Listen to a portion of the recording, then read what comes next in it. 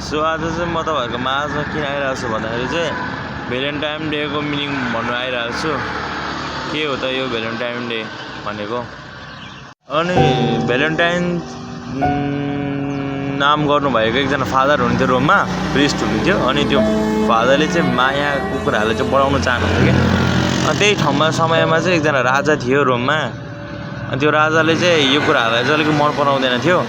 अनि यसले चाहिँ छोरा मान्छेहरूको पावर सकिन्छ, छोरा मान्छेहरू विक हुन्छ भनेर चाहिँ यो कुराहरूलाई चाहिँ त्यो राजाले मन पराउँदैन थियो। अनि तर पनि फादरले चाहिँ लुकी लुकी लभर्सहरूलाई चाहिँ अनि के भन्छ त्यसलाई अब बिहे गराइदिनुहुन्छ होइन फादरले।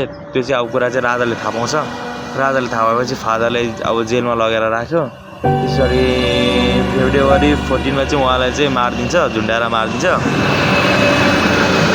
अनि मारिसकेपछि चाहिँ त्यो जुन फादरले कपालहरू आशिष गरेर चाहिँ फादरले चाहिँ त्यो बिहे गराइदिनु भएको थियो नि, हो त्यो कपालहरूले चाहिँ त्यो फादरको सम्झनामा, त्यो फादर मर्नुभएको त्यो दिनको सम्झनामा चाहिँ फेब्रुअरी 14 चाहिँ भ्यालेन्टाइन डे भनेर चाहिँ मनाएको हो।